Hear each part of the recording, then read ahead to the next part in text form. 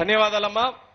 తదుపరి మాట్లాడేటటువంటి వ్యక్తి ఆనాడు పార్టీ ఆవిర్భావం నుంచి కూడా పార్టీ వెంట అన్నగారి వెంట నడిచినటువంటి కార్యకర్త పిఆర్ మోహన్ గారిని మాట్లాడవలసిందిగా కోరుకుంటున్నాం.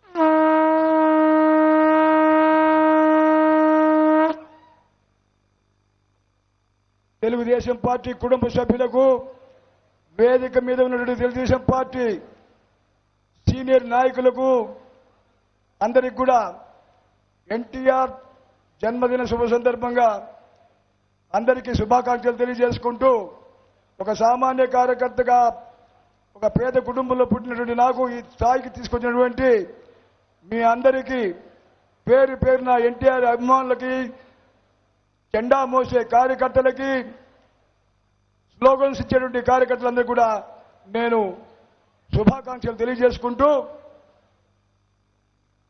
ఈరోజు నేను శంఖారావం చేశానంటే ఒకటి మాది శ్రీకాళహస్తీశ్వరుడు ఊరేగింపులు ఊదాలని, రెండోది కేవలం చంద్రబాబు నాయుడు గారి కోసం నేను నేర్చుకున్నాను. ఇది శంఖం చాలా పవిత్రమైంది, ఊదితే దుష్ట శక్తులన్నీ పారిపోతాయి.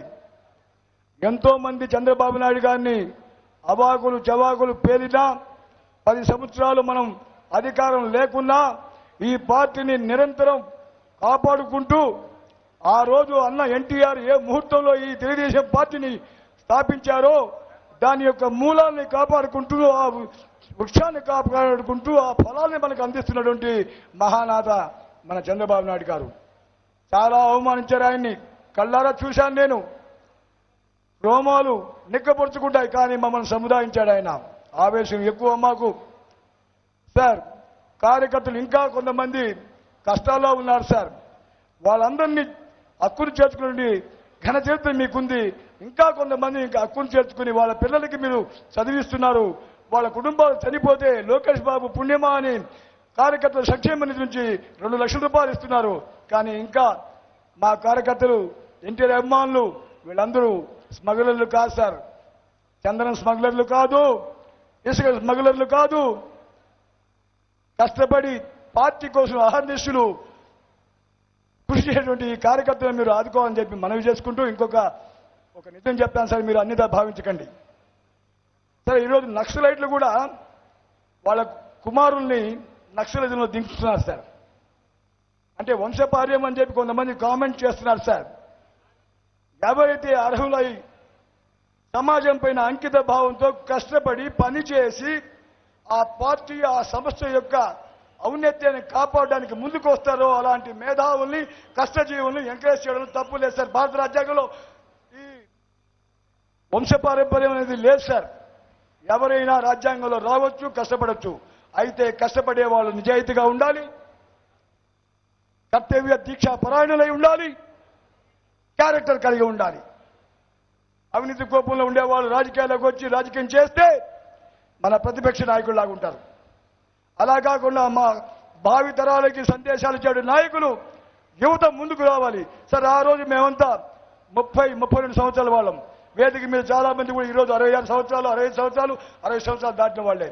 రాబోయే ఎన్నికల్లో మనం శంఖారావం ఊపిరించాలంటే యువతకు అవకాశం ఇచ్చి పెద్దవాళ్ళందరినీ రాజ్యసభకు పంపిస్తారో పార్లమెంట్కి పంపిస్తారు, పంపించండి సార్ దయచేసి. ఇది యొక్క కార్యకర్తగా 10 కాలాల పాటు మీరు ముఖ్యమంత్రిగా ఉండాలి కాబట్టి మీరు ఆ నిర్ణయం తీసుకోవాల్సిన అవసరం వచ్చింది సార్.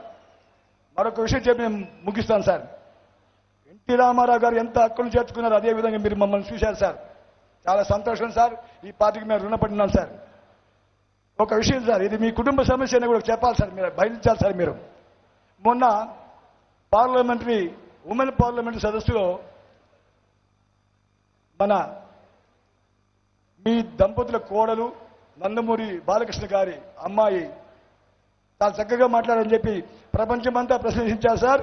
మొన్న ఢిల్లీలో కూడా హెరిటేజ్ గురించి చెప్పేటప్పుడు ఆమె చాలా చక్కగా మాట్లాడింది సార్. ఒక కార్యకర్తగా ఆ అమ్మాయిని తీసుకురావడంలో లోకేష్ బాబు గారి భర్త, మంచి భర్త, చదువుకున్న భర్త, కష్టపడి పనిచేసేటువంటి యువ నాయకుడు, ఒకసారి అవకాశం ఉంటే అటు నందమూరి వంశము ఇటు నారావారి వంశము కలగలిపినటువంటి ఆ గారాల పట్టిని, సుమధుర స్వప్నాల సుగంధాలు వదిలేటువంటి ఆ అమ్మాయిని కూడా ఎక్కడో ఒక చోట పార్టీకి అంకిత భావంతో పనిచేసేందుకు అవకాశం ఇవ్వాలని చెప్పి కోరుకుంటూ మేము రుణపడి ఉంటాం సార్ మీకు.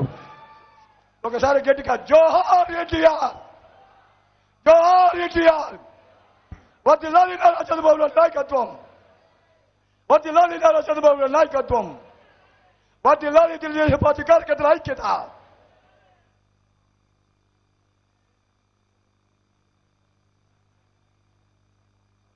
ఆనాటి నుంచి